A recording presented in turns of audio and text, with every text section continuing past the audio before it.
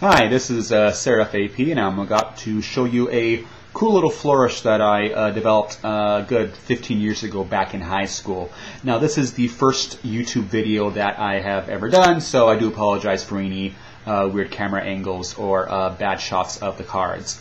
Anyway, I'm using a standard deck of cards, or actually it's a special edition deck of bicycle cards called the Tragic Royalty that has a whole bunch of different cobwebs and grotesque pieces, but it'll work for this demonstration here. Now, the trick that I'm about to do, it's a variation of one that I learned from a high school buddy of mine named Aaron Mills. Aaron, if you're watching this, what's up? Anyway, let me show you the flourish that he taught me, and then I'll show you the variation that I did on that. Let me go ahead and tilt this webcam down a little bit so you can see the cards here. Alright, so let's tilt that down a bit more. And you got a wonderful view of my crotch. Yay.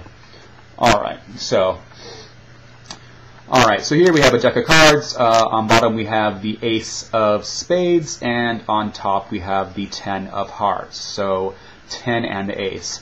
And originally the trick went like this, or the flourish. And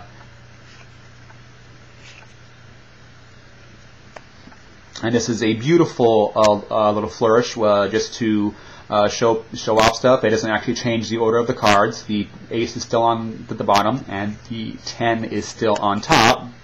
But when I was learning this, I noticed that there is one disadvantage, and that is that the middle packet of cards actually does do a 180-degree turn. So if you're using a specific kind of deck of cards that requires all the cards to be facing the same way for certain tricks, then this will mess things up. So I developed a variation of that, which takes advantage of this cool little swivel technique here. So here's the version that I developed. Essentially, using all three packets, it does a variation of the swivel. So this is my version right here. Ace on bottom, 10 still on top. Let's do that one more time, then I'll show you it in detail.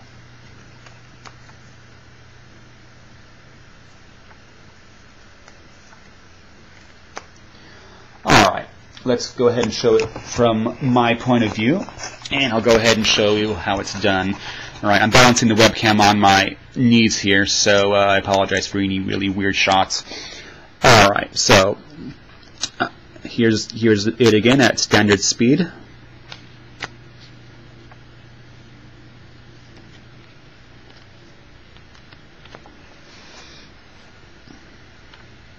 Let me get this cord out of the way.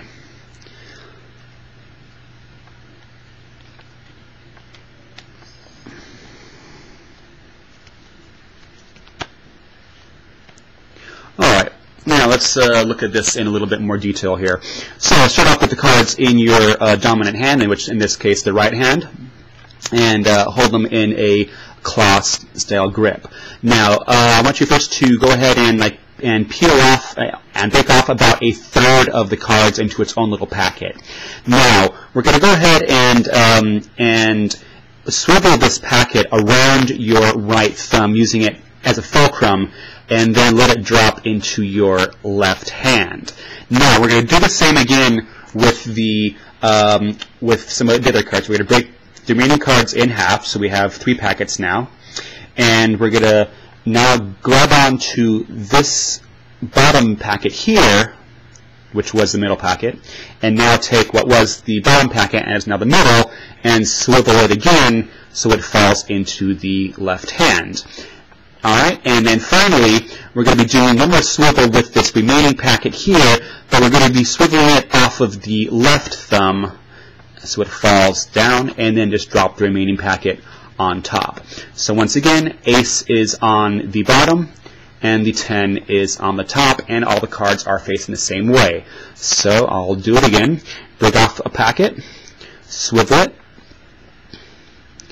split these cards in half, grab it with your with the bottom hand, with the right hand here, and then swivel again, swivel the top and drop it down.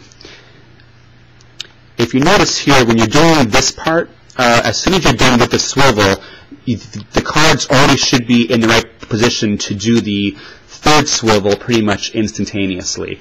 So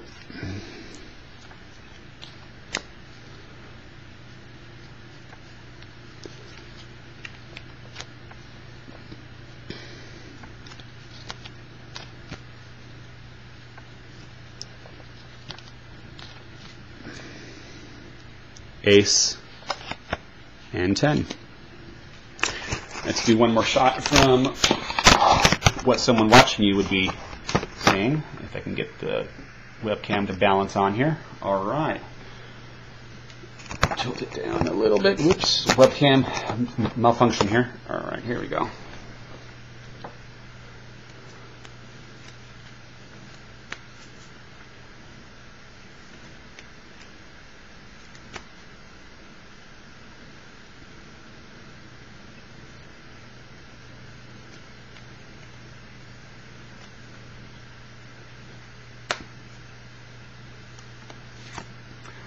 All right, so that is my little flourish there. It's once again, it's a variation of one that a buddy of mine taught me in high school.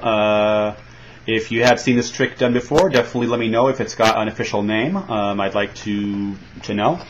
I haven't really given this little flourish a name, but I'm going to call it a Mills cut. Just because it's based off of a trick that my buddy back in high school, Aaron Mills, once taught me. Anyway, if you have any comments, go ahead and leave them down in the comment section. And I'll see you later. Thanks.